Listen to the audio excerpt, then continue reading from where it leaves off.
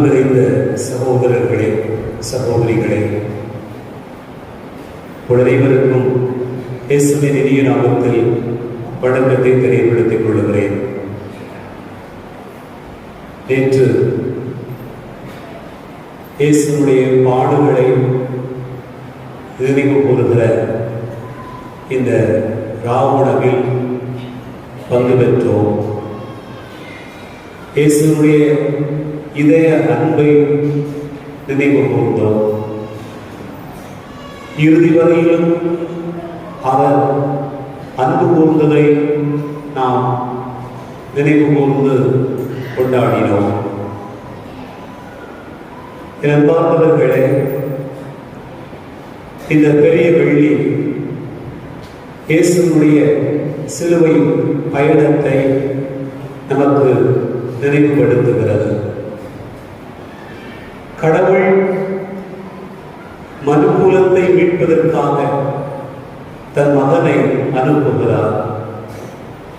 அந்த மகன் இந்த உலகின் மீது எவ்வளவு அன்பு கொண்டிருந்தார் என்றால், தன்னையே சிலுவை சாவுக்கு கையளித்து இந்த உலகத்தை மீட்பதற்காக தன்னையே ஒப்பு கொடுக்கிறார். எல்லாருக்கும் ஒரு கேள்வி எழ வேண்டும். கடவுள் உலகை மீட்பதற்காக தன் மகனுக்கு இப்படி ஒரு கொடூர சாவை கொடுக்க வேண்டுமா? இப்படி சிலுவை சுமந்துதான் கடவுள் மீட்பை கொண்டு வர வேண்டுமா? இத்தனை பாடுகள் தேவைதானா என்கிற கேள்வி நம்முடைய உள்ளத்தில் எழ வேண்டியிருக்கிறது. அன்பு பிள்ளைகளே, ஒளி தோன்றுக என்று சொன்னால் உலகம் உண்டாயிற்று. நீர் தோன்றுக, நிலம் தோன்றுக, உயிரினங்கள் தோன்றுக என்று ஒரு வார்த்தையில் உலகை படைத்த கடவுள் ஒரு வார்த்தையில் இந்த உலகிற்கு மீட்பு உண்டாகுக என்று சொல்லியிருக்கலாமே. ஏன் இப்படி செய்தார்? கடவுள் மனிதனை மீட்பதற்காக மனிதனாக பிறந்து மனிதனோடு வாழ்ந்து மனித நிலையில் வாழ்ந்தாலும் தன்னுடைய இறைத்தன்மையை விட்டுக் கொடுக்காமல் வாழ்ந்து அந்த இறைத்தன்மையிலேயே அவர் அந்த நிறைவை மனிதனுக்கு கொண்டு வருவதற்காக இத்தனை பாடுகள் பட்டாரே, எதற்காக என்று நமக்கு கேள்வி எழுகிறார். அன்புக்குரியவர்களே, சிலுவை சாவு அல்லது சிலுவை வழியாக மீட்பு என்று சொல்லப்பட்ட உடனே நம்முடைய உள்ளத்தில் சிலுவையை குறித்த எண்ணங்கள், சிலுவையை குறித்த பார்வைகள் எப்படிப்பட்டதாக இருக்கிறது என்று நாம் நினைத்து பார்க்க முடியும். அன்பார்ந்தவர்களே, இன்றைக்கெல்லாம் எல்லாருமே சிலுவைகளை வைத்து வழிபாடு செய்கிறோம். சிலுவை என்றால் அது வழிபாட்டுக்குரிய ஒரு பொருள். நாம் கும்பிடலாம், நம்முடைய தேவைகளை சொல்லலாம், அழலாம், புலம்பலாம், அல்லது மகிழ்ந்திருக்கலாம், அல்லது ஒன்றை செய்கிற போது, ஒரு செயலை தொடங்குகிற போது சிலுவை அடையாளமிட்டு நாம் தொடங்கலாம். இப்படி சிலுவைக்குரிய பல்வேறு மதிப்புகளை நாம் கொடுத்துக் கொண்டிருக்கலாம். ஆனால் உண்மையிலேயே சிலுவை என்பது சொல்லக்கூடிய பாடம் என்ன என்று பார்த்தோம் என்று சொன்னால், அது இன்னொரு பார்வை. சிலுவை என்று சொன்னால் அது துன்பம், கடின உழைப்பு, வலி, வேதனை, போராட்டம், களைப்பு, அழுகை, கண்ணீர், இப்படி பல்வேறு விதமான உணர்வுகளை எல்லாவற்றையும் உள்ளடக்கியதுதான் சிலுவை என்று சொன்னால் மிகையாக இருக்க முடியாது. அன்பார்ந்த சகோதர சகோதரிகளே, வாழ்க்கை சிலுவை போன்றது, துன்பம் போன்றது அப்படின்னு சொன்னா எல்லாருக்கும் பிடிக்குமோ பிடிக்காதா? சிலுவை யாருக்கெல்லாம் பிடிக்கும்? சிலுவை எல்லாருக்கும் பிடிக்கும். கஷ்டத்தை யாருக்கெல்லாம் பிடிக்கும்? அப்படி போனதே அப்படி படத்தில் கிழறீங்க. துன்பத்தை யாருக்கெல்லாம் பிடிக்கும்? யாருக்குமே பிடிக்கிறது இல்லை, யாரும் ரொம்ப விரும்புறதில்லை. துன்பத்தை தாங்குதல் அல்லது துன்பத்தை சந்தித்தல் என்பது ஒரு தவறானதாக நமக்கு தோன்றுகிறது.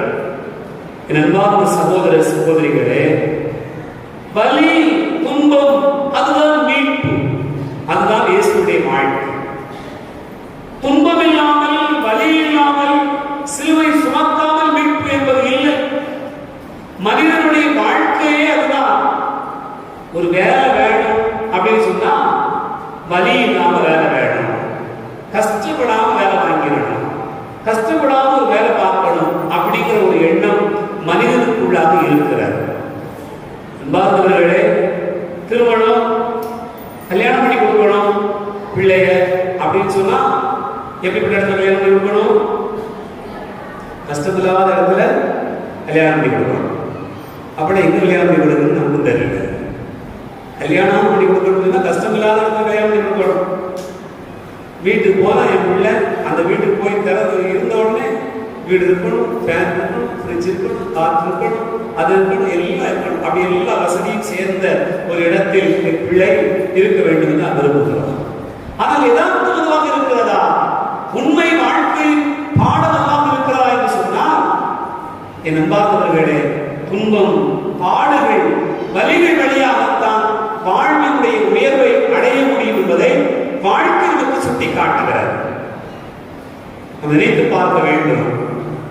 ஒரு அப்பா பெரிய வசதி படைச்ச ஆள், நிறைய செல்வமுடையவராக இருக்கிறார், நல்ல ஒரு தொழில் பண்ணிட்டு இருக்கிறார்.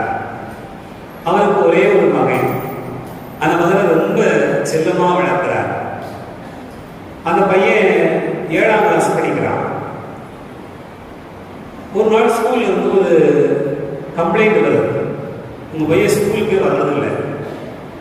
என்னடா இது, பெரிய வசதி படைச்சவருடைய மகன் ஸ்கூலுக்கே போகலையா, என்ன விஷயம் அப்படின்னு பார்க்கறதுக்காக, இந்த மகன் எங்கதான் போறான் அப்படின்னு சொல்றது பார்க்கறதுக்காக அந்த தந்தை வேலைக்காரங்களை கூடவே அனுப்புறார். அதாவது மகன் முன்னாடி போக மகனுக்கு தெரியாமலே வேலைக்காரங்க கூட போறாங்க. இந்த பையன் என்ன செய்யறான்னு சொன்னா, அவன் ஊர்ல இருந்து அந்த கடற்கரைக்கு போறான்.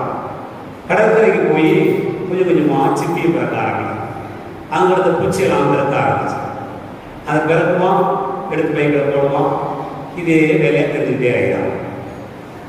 இதை பார்த்து நேர பணியாளர்கள் எல்லாம் வந்து அப்பாட்ட சொல்றாங்க, தன்னுடைய தலைவர்கிட்ட சொல்றாங்க, உங்க பையன் இப்படி கடற்கரையில டெய்லி சுத்தி தலைதான், ஸ்கூலுக்கு போக மாட்டேங்கிறான் அப்படின்னு சொன்ன உடனே இந்த அப்பா நினைக்க, நம்ம மகனுக்கு குச்சினா ரொம்ப பிடிக்கும் போல இருக்கு, இந்த கடற்கரையில் கூடிய சிப்பி ரொம்ப பிடிக்கும் போல இருக்கு அப்படின்னு நினைச்சிட்டு மறுநாள் அவனுக்கே தெரியாம நைட்டோ நைட்டா நிறைய வேலையாட்களை அனுப்பி அந்த கடற்கரையில் இருந்த சிப்பியை எல்லாத்தையும் விளக்கி ஒரு ரூம்ல பாதிக்கு மேல சிப்பி குழந்தை அடி குழந்தை போட்டார். அடி குழந்தை போட்ட உடனே வழக்கம் போல இருக்கிறார். மறுநாள் இந்த பையன் ஸ்கூலுக்கு போகாம வழக்கம் போல கடற்கரைக்கு போறான். கடற்கரைக்கு போய் அவன் பார்க்கலாம், சிப்பிகளை காணும், குச்சிகளையும் காணும். என்னடா நிறைய கிடக்குது, குறையா முப்போல கிடக்குது, என்ன காரணம் தெரியலையே அப்படின்னு சொல்லி அவன் கவலையில வாரான். வீட்டுக்கு வந்தான். அவங்க அப்பா அவனை பார்த்து சொன்னாரு, எங்க போயிட்டு வர? ஸ்கூலுக்கு போயிட்டு வர. என்ன சோகமா இருக்க? அதெல்லாம் ஒண்ணும் இல்லை, நீ கவலையா இருக்கிறது எதுக்குன்னு எனக்கு தெரியும். நீ எதுக்காக கவலையா இருக்கான்னு சொன்னா, இந்த கடற்கரையில போற, சுத்தி பார்க்குற, அந்த குச்சை தேடி இருப்ப, சிப்பி உனக்கு பிடிக்கும், இங்க வாரு, அப்பா உனக்கு என்ன செஞ்சு வச்சிருக்கேன்னு சொல்லி வீட்டை திறந்து காட்டினாரு. வீட்டுல முக்காவாசி காலம் அப்படியே குச்சியும் சிப்பியுமா கிடக்கும். மகன் சொன்னா, இந்த லூசுத்தனமான வேலையை யார் செஞ்சதுன்னு கேட்டான். அவங்க அப்பா நினைச்சாரு, மகனுக்கு இது பிடிக்கும் அப்படின்னு நினைச்சு விட்டா கடற்கரையே வந்து வீட்டுக்கு வச்சிருப்பாரு போல. ஆனா அவன் கேட்டா, இந்த வேலையை செஞ்சது யாரு? உனக்கு பிடிக்கும் நினைச்சிருக்காமா அப்படி வைக்க வச்சிருக்கிறேன் அப்படின்னு அப்பா சொன்னார். மகன் சொன்னா, எனக்கு சிப்பி பிடிக்கும் யாராவது சொன்னாங்களா? சிப்பி கிடக்கு, குச்சி கிடக்கு, அப்படியே காலால நடந்து போவது பிடிக்கும், அந்த கடற்கரையில மிதிச்சு விளையாடுறது பிடிக்கும். அப்ப கிடக்கும் போது ஒன்று குச்சை கிடக்கிறது என்னுடைய வழக்கம். அப்படி நடந்து போகும்போது அது 2 கல்லு குத்தும், 2 குச்சி கீச்சி விடும். அதை பார்க்கறதுக்கும் அதை ரசிக்கிறதுக்கு தான் என்னுடைய வேலை, அதுதான் எனக்கு பிடிக்கும்னு சொன்னார். அன்புக்குரிய சகோதர சகோதரிகளே, நாம் என்ன நினைக்கிறோம்னு சொன்னா, நான் தான் கஷ்டப்பட்டுட்டேன், நீ கஷ்டப்படவே கூடாதுப்பா, மகன் கஷ்டப்படக்கூடாது, மகன் எல்லாத்தையும் வாங்கி நம்ம கொடுத்துரும் நினைக்கிறோம், எல்லாத்தையும் செய்து கொடுத்து விட வேண்டும் நினைக்கிறோம். ஆனால் வாழ்க்கையுடைய அனுபவம் என்ன சொல்வது என்று சொன்னால், வலி இல்லாமல் வாழ்க்கை இல்லை, துன்பங்கள் இல்லாமல் வாழ்க்கை இல்லை, பாடுகள் இல்லாமல் ஒரு மனிதன் தன்னுடைய வாழ்க்கையின் பயணங்களை அனுபவிக்க முடியாது. இயேசு மீட்பு குரல் கொண்டு வர வேண்டும் என்றால் இந்த பாடுகள் இல்லாமல் மீட்பு இல்லை என்பதை தன்னுடைய சீடர்களுக்கு கற்றுத் தருகிறார். நம்ம எல்லாருக்கும் சொல்லக்கூடிய செய்தியும் தான், பாடுகள் வழியாகத்தான் அவர் இந்த வாழ்வினுடைய உயரத்தை எட்டியிருக்கிறார். என் அன்பார்ந்த சகோதர சகோதரிகளே,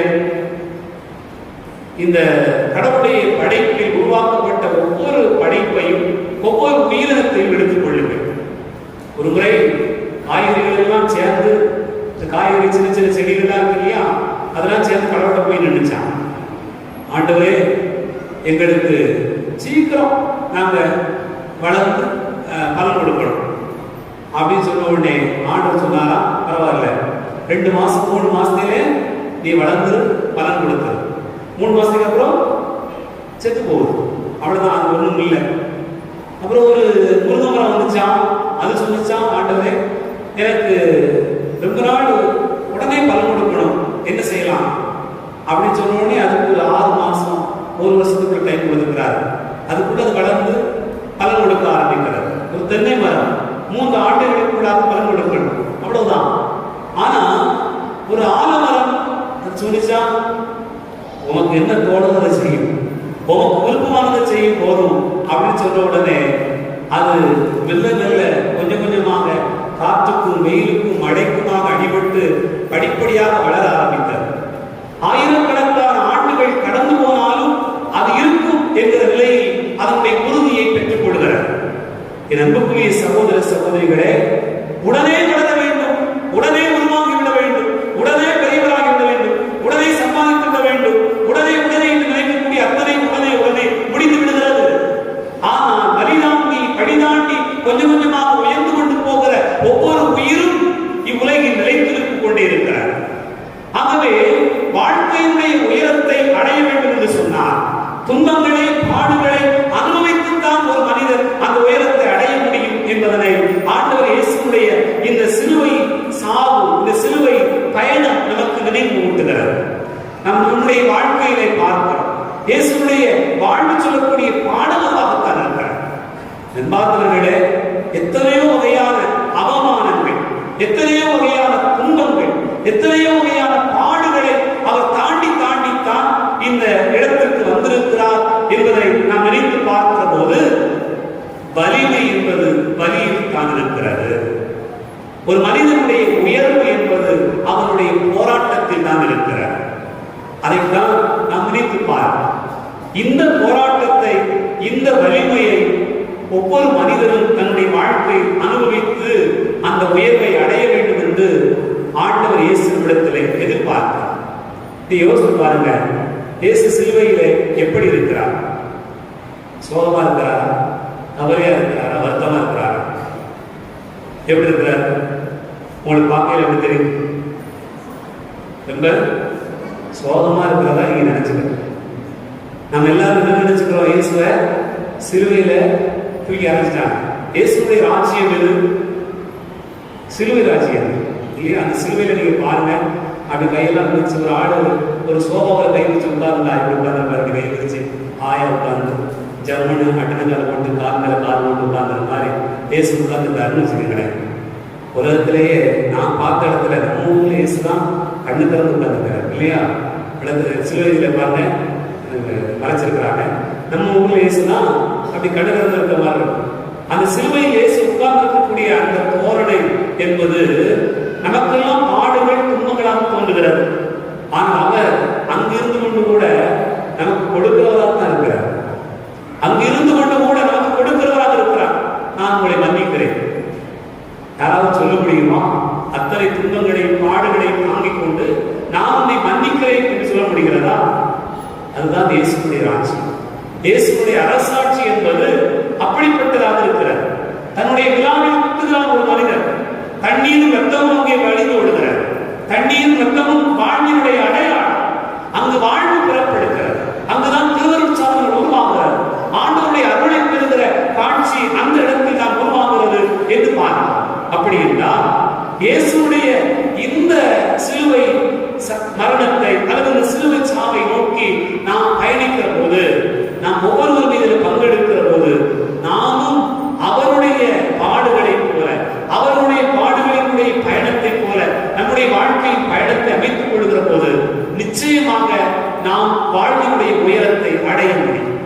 அன்புக்குரிய சகோதர சகோதரிகளே, இயேசு சொல்கிறார், என்னை பின்பற்ற விரும்புகிற எவரும் தன்னலம் துறந்து தன் சிலுவையை சுமந்து கொண்டு என்னை பின்பற்றட்டும் என்று சொல்கிறார். அவருடைய வாழ்க்கையை பின்பற்ற வேண்டும் என்றால் நிச்சயமாக ஒரு சிலுவை பயணத்தை ஒவ்வொருவரும் அனுபவித்துத்தான் ஆக வேண்டும். அந்த சிலுவை பயணம் என்பது வலி தாங்குகிற ஒரு பயணம், துன்பங்களை தாங்குகிற ஒரு பயணம், போராட்டத்தை சந்திக்கிற ஒரு பயணம். அந்த பயணத்தை எல்லாருமே அடைய வேண்டும் என்று இறைவன் எல்லாரிடத்திலும் எதிர்பார்த்தார். அன்புக்குரியவர்களே, இந்த இயேசுடைய சிலுவை பயணத்தில் ஒவ்வொரு காட்சியும் அல்லது சிலுவை மரத்தினுடைய ஒவ்வொரு காட்சியும் நாம் நினைத்து பார்க்கிறோம் என்று சொன்னால் நமக்கு ஆச்சரியமாக இருக்கும். சிலுவை அப்படி சொன்ன உடனே நம்ம கை வச்சுன்னா யாரு மாதிரி இருக்கு? சாமியார் மாதிரி தான் இருக்கும். இல்ல, சிலுவை நீங்களே கை வச்சுருக்க யார் மாதிரி இருக்கும்? ஒரு சிலுவை நிப்பாட்டு மாதிரி தான் இருக்கும் இல்லையா? சும்மா கை வச்சுட்டோம்னா என்ன எப்படி இருக்கும்? கையை மடக்கிட்டோம், கை வச்சிருந்தோம்னு சொன்னா ஒருத்த கம்பு மாதிரி தான் இருக்கும் ஆள். ஆனா அந்த கையை பிடிச்சிட்டோம்னு சொன்னா நம்ம யாரா இருப்போம்? சிலுவையாக இருக்கும். இயேசுவை விருதுகளிப்பவர்களாக இருக்கும். இப்போ ஒரு பிள்ளை குழந்தை பிறந்த உடனே அந்த குழந்தையுடைய கையை விரிச்சிருக்குமா சுருங்கி இருக்குமா? நீங்க விரிச்சு விட்டு அது என்ன செய்யும்? சுருங்கி போ. நீங்க இப்படிதான் விரிச்சு விடுங்க, அது சுருங்கி போயிட்டு இருக்கு. பெரிய ஆளாத பிறகு ஒரு ஆள் இறந்துட்டாருன்னு கையை சுருக்கி வைக்க முடியுமா? அது விருதுல மனுஷனுடைய வாழ்க்கை சுருக்கத்திலிருந்து விரிந்து போகிற ஒரு வாழ்க்கை. அப்படியே சுருங்கி இருக்கக்கூடிய மனுஷன், ஒத்தையா இருக்கக்கூடிய மனுஷன் சிலுவையா மாறிடலாம் இல்லையா? அப்ப மனிதனுடைய வாழ்க்கை சிலுவை பயணத்தை போன்ற ஒரு பயணம், ஒரு வாழ்க்கையாக அமைந்திருக்கிறார். இங்க இயேசுடைய சிலுவை பயணத்தில் பாருங்கள், எத்தனாவது சலத்துல அவர் சிலுவையில் அறியப்படுகிறார்? 12வது சலத்துல. கணக்குல 12 உயிர் போயிருக்கு இல்லையா? எல்லாத்துக்கும் பார்த்துட்டு இருக்கீங்க. இப்போ இந்த சிலுவையில திருப்பி வச்சிருக்கும் போது நமக்கு ஒரு கணக்கு வருவாங்க. கணக்குல என்னெல்லாம் அடிப்படையான கணக்கு? கூட்டல், கழித்தல், பெருக்கல், வகுத்தல். வகுத்தல் எப்படி இருக்கும்? ஒரு கோணம். அதுதான் பயன்படுமா தேவை. கழிச்சுக்கிட்டே போகும், ஆட்களே கழிச்சிடும், மனுஷனே கழிச்சுட்டு நிற்கிறேன். வகுத்தல் ஒரு கோடை போட்டு மேல ஒரு புள்ளி கீழே ஒரு புள்ளி, அவ்வளவுதான். அதுவும் தெரியல. ஆனா சிலுவையை பாருங்க, கூட்டல் என்ன செய்யும்? கூட்டிகிட்டே போகும். சொந்தங்களை கூட்டிட்டு போகும், உறவுகளை கூட்டிட்டு போகும், யார் வேண்டாலும் அது கூட்டிக்கிட்டே போகும். இந்த சிலுவை பயணம், இயேசுடைய சிலுவை பயணம் 12வது ஸ்தலத்துல தான் அவர் உயிர் விட்டு இருக்கும் போது அந்த இது எதுவா இருக்கு. ஆனா சிலுவை தொடங்குகிற போது பாருங்க, சிலுவை தொடங்குகிற போது அது எப்படியாக இருக்கிறது? அப்படியே சாஞ்சி கிட்டத்தட்ட ஒரு பெருக்கல் அடையாளமா இருக்கும். சிலுவை இயேசுடைய தோளில் இருக்கிற போது அது பெருக்கல் அடையாளம். இயேசு நடந்து போக அது பெருகிக் கொண்டே இருக்கும். நின்றால் சிலுவை கூட்டல், நடந்தால் அது பெருக்கு. இரண்டு பிள்ளைகள், நீங்கள் சிலுவை சுமந்தா யாரு? பெருக்கு. சிலுவை சுமந்து நின்றுட்டேன்னா கூட்டல். அதுதான் நம்முடைய வாழ்க்கையில் நம்ம பார்க்கணும். இயேசுடைய இந்த சிலுவை பயணத்திலே இது மிக தெளிவாக சொல்லப்பட்டிருக்கிறார். நம்முடைய வாழ்வு பெருகிக் கொண்டே போக வேண்டும், அது கூட்டிக் கொண்டே போக வேண்டும். அது உறவுகளை, சொந்த பந்தங்களை, கடவுளுக்கான செய்தியை அல்லது ஆண்டவருடைய பிள்ளைகளை, நற்செய்தி பணியாளர்களை, கடவுளுக்குரிய மக்களை பெருக்கிக் கொண்டு கூட்டிக் கொண்டு போகிற ஒரு பணியை செய்வதுதான் இயேசுடைய சிலுவை என்று சொன்னார். அந்த சிலுவையை பின்பற்றுகிற நம்ம ஒவ்வொருவருமே அந்த பணியை செய்ய வேண்டும் என்ற அழைப்பாக நமக்கு கொடுக்கப்படுகிறது. சிலுவையில 2 கோடுகள் இருக்கிறார். அந்த 2 கோடுகளையும் இணைக்கக்கூடியது எது? மனுஷன் நிற்கிறான், அவனுடைய மையம் எது? அவனுடைய இதயம் இல்லையா? சிலுவையில கை வச்சுட்டோம்னா மையம் இதயம். அந்த இதயம் தான் ஒன்று சேர்க்கணும். இயேசு அப்படி சேர்க்கிற ஒரு பணியை செய்கிறார். நாம் எல்லாருமே அந்த மாதிரியான இதயங்களாக மாறி ஆண்டவருக்குரிய பிள்ளைகளாக அந்த பணிகளை செய்து கொண்டே போக வேண்டும் என்ற அழைப்பினை இந்த சிலுவை பயணம் நமக்கு நினைவூட்டுகிறார். நம்முடைய வாழ்க்கையில் ஒவ்வொரு நிலையிலும் ஆண்டவர் இயேசுவை கொண்டிருக்கிற போது நாம் இருக்கிறவர்களாக இருக்கிறோமா? அவருக்காக ஆட்களை கூட்டி சேர்க்கிறவர்களாக இருக்கிறோமா? அல்லது நம்முடைய இதயத்தால் அவர்களை இணைக்கிறவர்களாக இருக்கிறோமா? சிலுவையை எப்படி வேண்டுமானாலும் அறியலாம். 2 ஆணி கொண்டு அறியலாம் இல்லையா? சிலுவை 2 பங்கு இருக்கு இல்லையா? அது ரெண்டு கம்பையும் நடுவில் இணைக்கிறதுக்கு ஆணி வச்சு அறையலாம், கையில வச்சு கட்டலாம், பசைய வச்சு ஒட்டலாம் இல்லையா? எதை வச்சு விட்டாலும் அது சரியாக இருக்கான வாய்ப்பு இருக்கிறார். ஆனால் இதயம் என்கிற அந்த பசை அங்கிருந்து ஒட்டிக்கொள்ளும் என்று சொன்னால் அது உறவுகளை இணைப்பதாக, பலரை ஒன்று சேர்க்கக்கூடியதாக, பல்வேறு நிலைகளில் ஆண்டவருக்குரிய பிள்ளைகளை சேர்க்கிற ஒரு பணியை செய்வதாக அமையும். அத்தகைய ஒரு பணியை செய்வதற்கான அழைப்பினை இந்த சிலுவை பயணம் தருகிறது. ரெண்டு பிள்ளைகளை சிந்திப்போம், தியானிப்போம், ஆண்டவரோடு நம்மை இணைத்துக் கொள்வோம். ஆமென்.